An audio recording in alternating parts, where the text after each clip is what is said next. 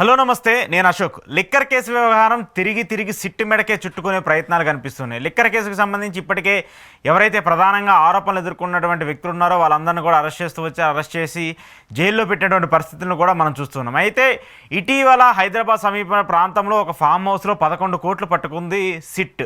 ఈ 11 కోట్లకు సంబంధించి పెద్ద ఎత్తున ఆరోపణలు వస్తున్నాయి. ప్రధానంగా 2-3 రోజుల నుంచి టీడీపీ మీడియా ఛానల్స్లో ఈ 11 కోట్లు కూడా రాజ్ కసిరెడ్డికి సంబంధించి బినామీ అయినటువంటి వరుణ్కి సంబంధించిన ఫామ్ హౌస్లో పట్టుకున్నామంటూ కూడా టీడీపీ మీడియా పెద్ద ఎత్తున చెప్తూ వచ్చింది. సిట్ కూడా దానికి సంబంధించి ఈ లిక్కర్కి సంబంధించిన డబ్బులన్నీ కూడా ఈ లిక్కర్ కేసుకు సంబంధించిన వ్యవహారంలో ఉన్నటువంటి ఒక వ్యక్తి ఇచ్చినటువంటి సమాచారం ఆధారంగా మేము హైదరాబాద్ శివారు ప్రాంతంలో ఆ ఫామ్ హౌస్ని సెర్చ్ చేసి అక్కడ వెతుకులాట మొదలుపెట్టాము. ఆ సమయంలో కొన్ని బస్తాల వెనక ఈ యొక్క 12 పెట్టెలు దొరికాయి. 12 పెట్టెలు 11 కోట్లు డబ్బులు ఉన్నాయి. ఆ 11 కోట్ల డబ్బులు కూడా రాజ్ కసిరెడ్డికి సంబంధించిన బినామీ ఆస్తులంటూ కూడా సిట్ చెప్తూ వచ్చింది. అయితే దీని మీద రాజ్ కసిరెడ్డి చాలా పెద్ద ఎత్తున ఆరోపణలు చేస్తూ వచ్చారు. నిన్న ఏసీబీ కోర్టులో ఆయన హాజరైనటువంటి నేపథ్యంలో ఈ 11 కోట్లకు సంబంధించి 11 కోట్లు నావి కాదు, టీడీపీకి సంబంధించిన మీడియానో లేదంటే సిట్టో కావాలని చెప్పేసి తప్పుడు ఆరోపణలు చేస్తూ ఉంది, నాకు బెయిల్ రాకుండా తప్పుగా ప్రచారం చేస్తూ ఉందంటూ కూడా రాజ్ కసిరెడ్డి చెప్తూ వచ్చారు. దానికి సంబంధించినటువంటి బార్ నెంబర్ ఏదైతే ఉంటుందో 500 నోట్ల మీద ప్రతిసారి ఒక నెంబర్ ఉంటుంది, సీరియల్ నెంబరు, బార్ నెంబర్ ఉంటుంది. దానికి సంబంధించి ఫొటోస్ తీయండి, ఆ తర్వాత నేనే ఇచ్చానని చెప్పేసి నా స్వస్థాలతో ఇచ్చానని చెప్పేసి ఎలాగైతే ప్రచారం చేస్తున్నారో, ఒకవేళ నేను ఇచ్చుంటే దాని మీద నా ఫింగర్ ప్రింట్స్ ఉంటాయి కదా, ఆ ఫింగర్ ప్రింట్స్ని కూడా ఒకసారి వెరిఫై చేయండి అంటూ కూడా నిన్న ఏసీబీ కోర్టులో రాజ్ కసిరెడ్డి చాలా గట్టిగా మాట్లాడుతూ వచ్చారు. అయితే ఇదే రోజు ఈ కేసుకు సంబంధించి 11 కోట్ల వ్యవహారానికి సంబంధించి రాజ్ కసిరెడ్డి చాలా సీరియస్గా తీసుకున్నారు ఈ ఇష్యూని.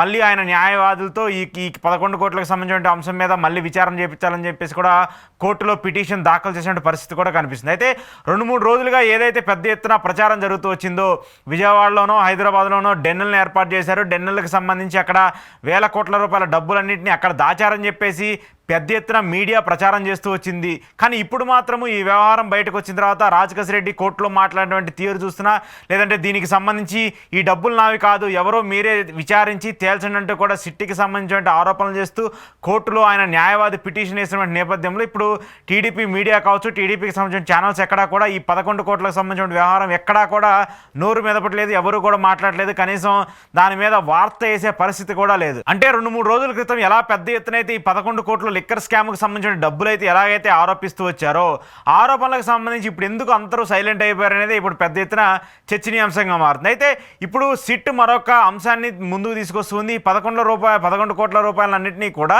ఎస్బీఐ బ్యాంకులో డిపాజిట్ చేయాలని చెప్పేసి ప్లాన్ చేస్తుంది. నిన్న మొన్నటి నుంచి ఆ అంశానికి సంబంధించి 11 కోట్ల రూపాయలని ఎస్బీఐ కోర్టులో బ్యాంకులో డిపాజిట్ చేస్తే వాటికి సంబంధించిన సీరియల్ నెంబర్నో లేదంటే దానికి సంబంధించిన అంశాలను పసిగట్టే ప్రయత్నం ఉండదు. ఎందుకంటే ఒక్కసారి క్యాష్ అన్నింటినీ కూడా బ్యాంకులో డిపాజిట్ చేసిన తర్వాత ఈ క్యాష్ ఇంకో క్యాష్ అన్ని మిక్స్ అయిపోయి ఖచ్చితంగా అలాంటి పరిణామాలు ఉండవు. అంటే ఒక తప్పుని వెతికే పరిస్థితి ఉండదు. కాబట్టి అలా తప్పించుకోవడానికి సిట్ ప్రయత్నాలు చేస్తుందంటూ కూడా వైసీపీ ఆరోపిస్తుంది. కానీ ఇప్పుడు ఏదైతే ఏసీబీ కోర్ట్స్ ఇచ్చినటువంటి ఆర్డర్స్ ఉన్నాయో, ఏసీబీ కోర్టు ఏం చెప్తూ వచ్చింది, మీరు ఖచ్చితంగా ఫుటేజ్ తీయండి, ఆ బార్ నెంబర్ని ప్రతి కాగితాన్ని కూడా ఫోటోలు తీసి మాకు సబ్మిట్ చేయండి అంటూ కూడా కోర్టు చెప్తూ వచ్చింది. దాంతోపాటు ఫోరెన్సిక్ రిపోర్ట్ ఇచ్చేసి ఫోరెన్సిక్ ఆ డబ్బులు ఇచ్చేసి నిజంగానే రాజ్ కసిరెడ్డికి సంబంధించి ఫింగర్ ప్రింట్స్ ఉన్నాయా లేదంటే నిజంగానే ఆయన ఇచ్చారని చెప్పేసి మీరు ఎలాగైతే ఆరోపణలు చేస్తున్నారో దానికి సంబంధించి ఫుల్ ఎవిడెన్స్ని సబ్మిట్ చేయండి అంటూ కూడా కోర్టు చెప్తూ వచ్చింది. సో కోర్టు ఎప్పుడైతే అడుగుతూ వచ్చిందో అదన్నీ కూడా సిట్టు మీదకి చుట్టుకునే ప్రయత్నాలు కనిపిస్తుంది. సో ఎందుకంటే సిట్టే కదా చెప్పింది ఈ 11 కోట్లు కూడా లిక్కర్కి సంబంధించిన వ్యవహారానికి వచ్చినటువంటి డబ్బులు ఇవన్నీ కూడా రాజ్ కసిరెడ్డికి సంబంధించిన బినామీ సంబంధించిన ఫామ్ హౌస్లు దొరికాయని చెప్పేసి పెద్ద ఎత్తున వార్తలు అల్లుతూ వచ్చారు కదా. మరి ఇప్పుడు వార్తలు అల్లినప్పుడు వాటిని ప్రూవ్ చేయాల్సిన బాధ్యత కూడా సిట్కే ఉంటుంది కదా. అయితే మరొక ఆరోపణ ఏది వినిపిస్తుందంటే, ఈ 11 కోట్ల డబ్బు అంటే ఇంత పెద్ద ఎత్తున క్యాష్ బయటకు వస్తే ఈ లిక్కర్ కేసుకు సంబంధించి ఈడీయో సిబిఐయో ఇన్వాల్వ్ అయ్యే అవకాశం ఉంటుందంటూ కూడా ఒక చర్చ జరుగుతూ వచ్చింది. ఈ కేసుని ఈడీకో సిబిఐకో ఇస్తే ఖచ్చితంగా ఆ తర్వాత సెంట్రల్ ఏజెన్సీల ప్రమేయం ఉంటుంది. సో తద్వారా నెక్స్ట్ టార్గెట్గా ఉండేటువంటి ఎవరైతే వ్యక్తి ఉంటారో, జగన్మోహన్ రెడ్డి కావచ్చు, ఇంకొక వ్యక్తి కావచ్చు, ఎవరైతే ఉంటారో వాళ్ళందరినీ అరెస్ట్ చేస్తే ఈడీ ఇన్వాల్వ్మెంట్, సిబిఐ ఇన్వాల్వ్మెంట్ ఉంటే మనం ఈజీగా ఈ కేసుని, ఈ దొంగ కేసు అయినా లేదంటే ఇది నిజంగానే తప్పు జరిగిందనేటువంటి కేసు ఏదైనా ఉన్నప్పటికీ కూడా సో ఈ కేసులో ఎవరినైనా ఈజీగా ఇరికించవచ్చు. వాళ్ళు బయటికి రాకుండా 90 రోజుల్లో వాళ్ళకి బెయిల్ వచ్చే పరిస్థితి లేకుండా ఉంటుంది. కాబట్టి అలాంటి వాళ్ళని ఈజీగా ఇరికించవచ్చు అనేటువంటి ఒక ప్రమేయాన్ని లేదంటే అలాంటి కుట్రని టీడీపీ ప్రభుత్వమో లేదంటే సిట్ అధికారులు చేశారంటూ కూడా వైసీపీ పెద్ద ఎత్తున ఆరోపణలు చేస్తూ వస్తుంది. So one by one A step తీసుకుంటూ వస్తున్నా కూడా ఈ కేసుకు సంబంధించి మెయిన్గా ఈ 11 కోట్లకు సంబంధించిన వ్యవహారం ఏదైతే ఉందో ఆ 11 కోట్లు దొరికిన తర్వాత పెద్ద ఎత్తున ఆరోపణలు వస్తూ వచ్చాయి. ఈ కేసులో ఇంక అయిపోయింది, ఈ కేసు ముగిసిపోయింది, ఈ కేసును క్లోజ్ చేసేస్తారు, నెక్స్ట్ టార్గెట్ జగన్మోహన్ రెడ్డి అంటూ కూడా పెద్ద ఎత్తున ప్రచారం జరిగిన తర్వాత ఇప్పుడైతే రాజ్ కసిరెడ్డి ఈ 11 కోట్ల వ్యవహారంలో ఆయన రివర్స్ అయ్యి అసలు ఈ డబ్బులు నావే కాదు, ఇవి నాకు సంబంధించింది కాదు, నేను అసలు ఇవ్వలేదు, ఖచ్చితంగా దీని మీద మీరు విచారణ చేయాలని చెప్పేసి ఎవరైతే రాజ్ కసిరెడ్డి రివర్స్ అటాక్ చేస్తూ వచ్చారో సిట్కి సంబంధించి కావచ్చు, ప్రభుత్వానికి సంబంధించి కావచ్చు, మీడియాకి సంబంధించి కావచ్చు, ఆ రివర్స్ అటాక్ కాస్త ఇప్పుడు సిట్ మేడకు చుట్టుకుంటూ వచ్చింది. సో ఇప్పుడు ఖచ్చితంగా సిట్ ఇది ప్రూవ్ చేయాల్సిన బాధ్యత సిట్టుకుంటుంది. కానీ సిట్ మాత్రం దీన్ని తప్పించుకోవడం కోసమో దీని నుంచి ఎస్కేప్ అవ్వడం కోసం ఆ డబ్బులన్నింటినీ కూడా బ్యాంకులో డిపాజిట్ చేస్తే సో ఆ నెంబర్లు కావచ్చు లేదంటే ఆర్బీఐకి సంబంధించి ఏదైతే ఎవిడెన్స్ ఉంటుందో ఆ ఎవిడెన్స్ని తారుమారు చేసే పరిస్థితులు ఉంటాయి. కాబట్టి దానికి సంబంధించిన అంశాలని సిట్టు నిన్న అర్ధరాత్రి నుంచి హడావిడిగా ఈ డబ్బుల్ని డిపాజిట్ చేయడానికి ప్లాన్ చేస్తూ ఉంది. సో ఖచ్చితంగా దీని మీద ఆరోపణలు చేశారు, సిట్టుకు సంబంధించిన డబ్బులన్నింటినీ మీరే వ్యాఖ్యలు చేశారు కాబట్టి దీనికి సంబంధించి ఖచ్చితంగా వివరణ ఇవ్వాల్సిన బాధ్యత సిట్టుకుంటుంది.